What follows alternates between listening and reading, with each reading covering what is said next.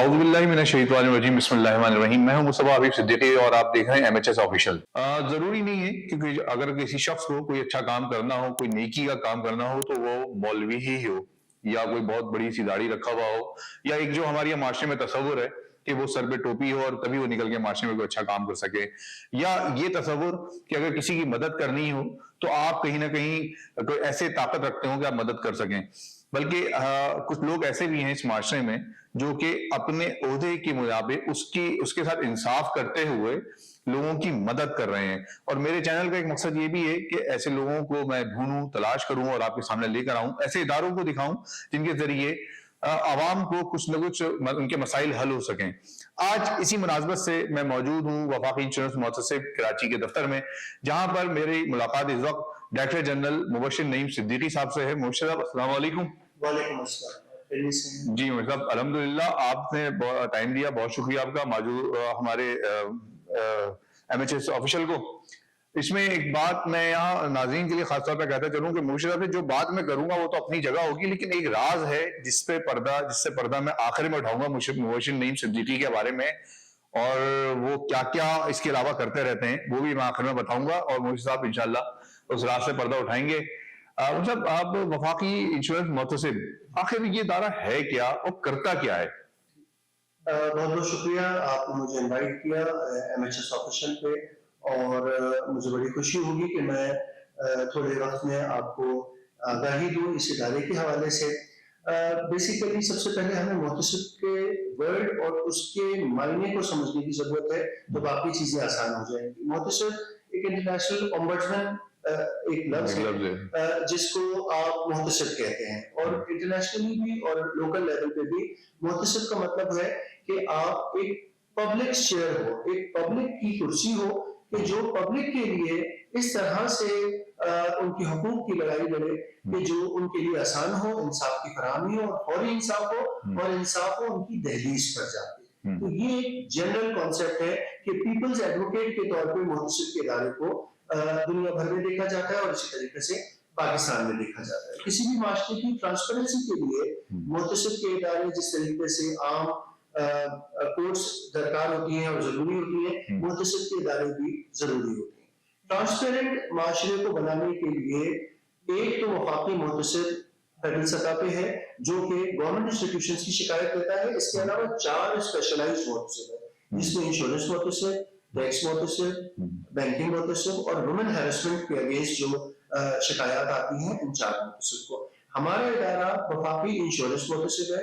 Insurance company से related signing जिनको भी कोई शिकायत है क्लेम के हवाले से, या उनको पॉलिसी बेची गई है कोई सब ख्वाब दिखा के, कोई ऐसी चीजें बता के कि जो नामुमकिन हद तक चली जाती है लेकिन इनको लालच देके और पॉलिसी बेची जाती है, इसके हवाले से हमारे पास शिकायत आती हैं। हम उन शिकायत का इजाला करते हैं, इन्वेस्टिगेशन करते हैं डॉक्यूमेंट्स की, अगर ऑन ग्राउंड जाना होता है तो वहां भी जाते हैं, कंपनीज को बुलाते हैं, हियरिंग होती है और उस पर ऑर्डर होता है। 2 बेसिक कवानीन है, एक इंश्योरेंस ऑर्डिनेंस 2000 जिसके तहत हमारा इदारा मारिज वजूद में आया, और इसको मजीद स्ट्रेंथन किया गया federal ombudsman institutional reforms act 2013 में ये पास हुआ। ठीक है। अच्छा, अगर हम बिल्कुल एक आम आदमी के लिए बात करें जो मेरा चैनल देख रहे हो, कि एक आम फर्द है जिसने जो इंश्योरेंस मुहतसिब से कोई मदद लेना चाहता है और उसके साथ किसी कंपनी ने कोई फ्रॉड कर दिया है या कोई नुकसान पहुंचा दिया, तो वो आप तक अप्रोच कैसे करेगा, वो आएगा कैसे आप तक? देखिए, सबसे पहली बात तो मैं आपको बता दूं कि बड़ा सिंपल सा जो एक पुराना तरीकाकार है कि एप्लीकेशन लिखी और हमारे दफ्तर तक आ गया, पहुंचा दी, वहां से रिसीविंग दी और चला गया। पहला तरीका तो ये है, वो आज भी राइज है कि आपने एप्लीकेशन लिखी, किसी को भी ऐसा जो परेशान हुआ हो, किसी भी इंश्योरेंस कंपनी उसको महसूस हुआ हो कि उसके साथ फ्रॉड हो गया है, मिसरिप्रेजेंटेशन हो गई है, मिस सेटिंग हो गई है, कंपनी ने उससे गलत बयान की है, तो ऐसी किसी भी चीज के हवाले से वो अपनी एप्लीकेशन लिख के और हमारे ऑफिस में रिसीविंग करा दे, या फिर वो डाक के जरिए भेज दे। इसके अलावा हमारा एक हेल्पलाइन नंबर है 1082 1082, इस पर फोन करके अपनी शिकायत दर्ज कराई जा सकती है। इसके अलावा हमारी ऑनलाइन शिकायत भी दर्ज कराई जा सकती है www.fio.gov.pk। ये हमारी वेबसाइट है, इस पे आप जाएं, खुद ही वो गाइड करते चले जाएंगे, ऑनलाइन कंप्लेंट आप दर्ज कर सकते दर्ज हैं। कर सकते हैं। इसके अलावा हमारे जो सबसे ज्यादा इम्पोर्टेंट बात है कि कराची के अलावा हमारे पूरे पाकिस्तान में 7 मजीद ऑफिस हैं, इन टोटल 8 ऑफिस हैं, जिसमें कराची के अलावा आपके इस्लामाबाद, लाहौर, मुल्तान, पेशावर, कोयटा, सक्खर और हैदराबाद, तो टोटल मिला के 8 दफातर हैं। हमारी वेबसाइट पे इनके एड्रेसेस भी हैं, अगर कोई जाके करना चाहे शिकायत दर्ज तो वो भी हो सकता है। अच्छा, कोई ऐसा अगर मैं बात करना चाहूँ, कोई ऐसा वाकया जिसकी बुनियाद पर आप कह सकेंगे देखिए हमने इसका ये मसला हल किया, जो जीता जागता एक वाकया है और आप जाके तहकीक भी कर सकते हैं, मैं चाहूँ तो जाके देखना चाहूँगा भाई अगर आप सच बोल रहे हैं या गलत बोल रहे हैं, तो ये क्या हो सकता है, किसी का आप जिक्र करना चाहते हैं? केसेस हैं हमारे पास, तो हजारों की तादाद में हमारे पास शिकायत आती है और उसका डिस्पोजल भी है। इससे आपके सवाल का जवाब देने से पहले मैं 1 मिनट लूंगा कि जो कॉन्सेप्ट है ना बेसिक वो क्या है कि आपके पास फ्री ऑफ कॉस्ट जस्टिस है। मुतसिब के इदारों के पास, हमारे पास कोई आता है, उसकी कोई फीस नहीं है, उसको किसी वकील की जरूरत नहीं, फौरी इंसाफ। हमारा कानून कहता है कि 60 दिन के अंदर अंदर इंसाफ की फराहमी की जाए। इसका मतलब कंप्लेंट का डिस्पोजल विद इन 60 डेज किया जाए। और हमारे ये ऑफिसेज जो वीडियो कॉन्फ्रेंसिंग के जरिए भी तमाम पाकिस्तान से इकट्ठा हुए हैं कि कंप्लेनेंट कहीं भी हो, कंपनी कहीं भी हो, हम इलेक्ट्रॉनिकली उन लोगों को हेडिंग करते हैं और मसले का जल्द से जल्द हल करते हैं। ये जो फौरी इंसाफ, दहलीज पर इंसाफ और कानून के मुताबिक, मतलब अगर साहिल को ये जरूरत, अगर साहिल बैठा हुआ है रहीम यार खान में फर्ज करें और उसको कराची में हेयरिंग करवानी है, तो जरूरी नहीं कि वो खुद इधर आए, वो ऑनलाइन चला जाए, वहां से वीडियो लिंक के जरिए हमारी जबरदस्त हो जाती है। ठीक है, तो ये एक बहुत बड़ी फैसिलिटी है जनरल पब्लिक को, आम आवाम को, इससे बहुत ज्यादा सहूलियत है। और यही वजह है कि अगर आप पिछले 3-4 सालों में देखें तो हमारी कंप्लेंट्स की तादाद में कम से कम 200% 2 गुना इजाफा हुआ है, और हल होने की तादाद में हल होने की तादाद में उससे ज्यादा। मतलब पहले तो शायद पेंडेंसी हमारे पास 50% रहती थी, लेकिन जब 60 दिन के अंदर कानून जो आया और उसके बाद कोशिश की गई, तो अब पेंडेंसी भी हमारी बस पिछले 60-70 दिनों की ही रहती है। ठीक है। अच्छा, इसमें सबसे अच्छी बात ये है कि आपकी अपील यहाँ पे रिव्यू होगा, रिव्यू खुद हमारा इदारा ही सुनेगा, मुंतसिब का इदारा खुद सुनता है और इसकी रिप्रेजेंटेशन जो होती है सदर पाकिस्तान के पास। तो एक ही अपील का फोरम है, अपीलेट फोरम कौन है? President of Pakistan. तो ये दो, रिव्यू और रिप्रेजेंटेशन, ऑर्डर हुआ उसका ज्यादा रिव्यू होगा ज्यादा, तो ये भी 30-30 दिन के 2 मजीद काम है। तो अगर बहुत मैक्सिमम कंपनी या कंप्लेनेंट रिप्रेजेंटेशन भी जाता है तो एक केस मैक्सिमम 120 डेज में हल हो जाता है। ये तो एडिशनल इन्फॉर्मेशन के हवाले से मैंने बात की। जो आपका सवाल है इसमें आपको बताऊं, मिसाल के तौर पर मैं आपको एक केस स्टडी एक आपको रेफर करता हूँ। एक हमारे पास एक एप्लीकेशन आई इंटीरियर सेंस से, और वो सिंधी में लिखी हुई एप्लीकेशन थी, उसमें हमने ट्रांसलेशन कराई इंग्लिश उर्दू दोनों में, फाइल इकट्ठा की, कंपनी को नोटिस किया, उनको नोटिस किया, आके हेयरिंग हुई 1 महीने 1.25 महीने के बाद। उसमें वो जो खातून आई वो एक हिंदू बेवा थी। उसके शौहर को क्लेम उसका ये था कि उसके शौहर ने 2000 रुपए महाना प्रीमियम देता था, साल का 24,000 रुपए, वो एक लाइनमैन था वाटा का, इंटीरियर सेंस का। उसने 2000 रुपए महाना पे प्रीमियम, 24,000 रुपए सालाना पे उसने लिया, और 2-2.5 साल बाद वो तार पे चढ़ा, उसको करंट लगा और उसका इंतकाल हो गया। थोड़े अरसे बाद उन्होंने जब घर की सफाई वगैरह की तो वो एक पॉलिसी डॉक्यूमेंट निकला, तो किसी पढ़े लिखे गांव के बंदे से उन्होंने पढ़वाया, हमें उन्होंने अप्रोच किया। जब अप्रोच किया तो हमने उसका पहली हेयरिंग पे ये फैसला किया, उसका 2.5 लाख रुपए का एक जो प्रीमियम जो दे रही थी, तो समझ लो 2.5 लाख रुपए था, तो इन केस ऑफ डेथ बेवा को 2.5 लाख रुपए मिलेंगे। तो हमने फैसला किया कि 2.5 लाख रुपए उसको मिलने चाहिए।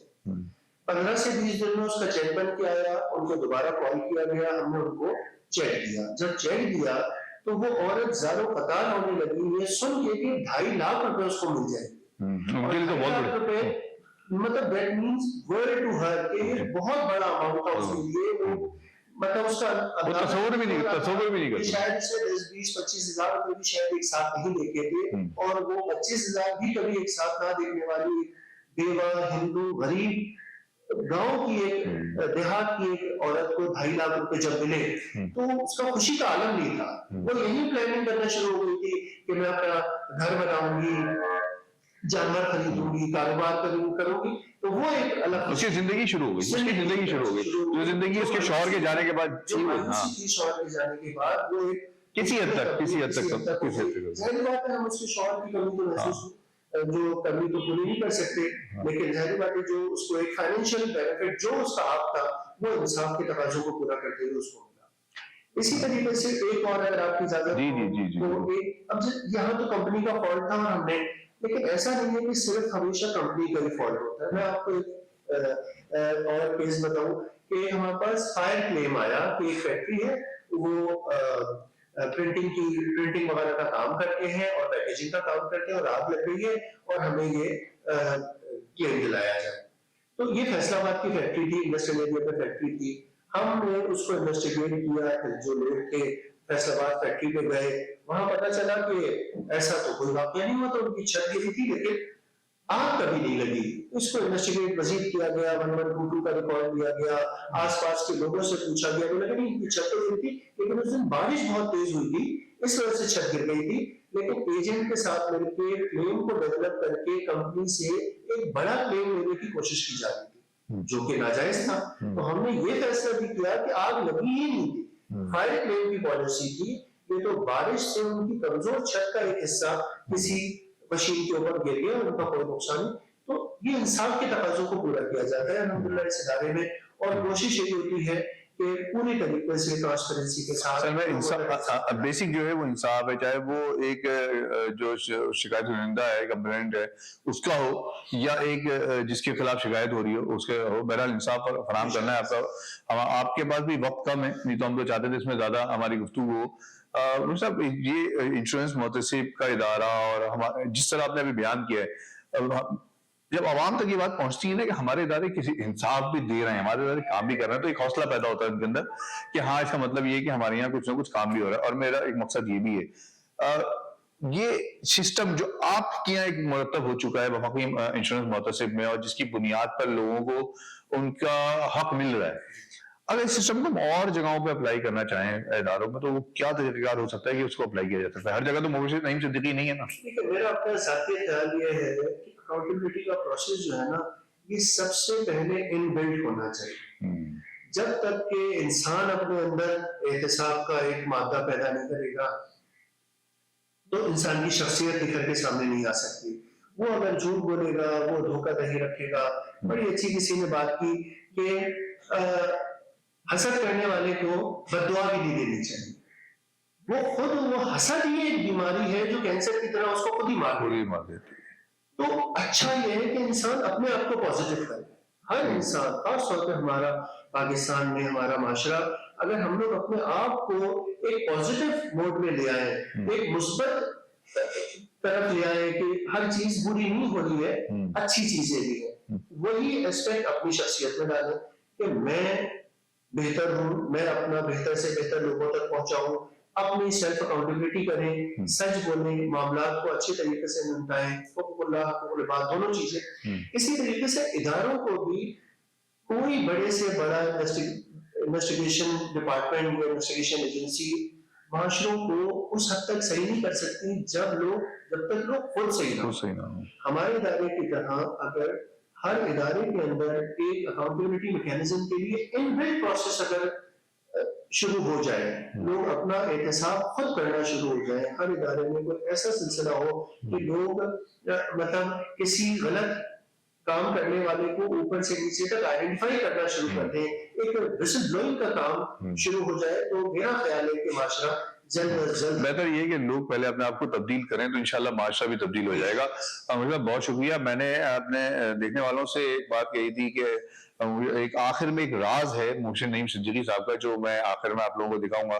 और मैं ये बात बताने की वजह यही है कि एक शख्स कहीं पर भी हो, वो किसी जगह पर भी मौजूद हो, लेकिन उसको सामने एक हदफ होता है कि उसने नेक काम करना है। और नेक काम करने के दो मकासद हैं। एक मकसद तो ये है कि आपका ये माशरा, आपकी ये दुनिया ये खूबसूरत हो जाए, आपका खानदान खूबसूरत हो जाए, आपका घराना खूबसूरत हो जाए, मोहल्ला और अहले अहबाब उनके साथ आपके मामलात अच्छे हो जाए। एक मकसद तो ये, और ये मकसद वही है जो अल्लाह ताला ने हमें मकसद दिया है।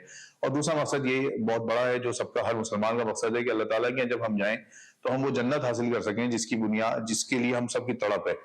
तो मुर्शिद साहब के जो आखिर में मैं राज से पर्दा उठाना चाहता हूँ, मतलब मुर्शिद साहब एक बहुत जबरदस्त मुतरजिम भी हैं, बहुत अच्छी आवाज है इनकी। एक यूट्यूब चैनल है जिसमें इनकी आवाज में आपको तर्जुमे मिलते हैं, सुनने को मिलते रहते हैं हर हफ्ते कुरान की तिलावत के साथ।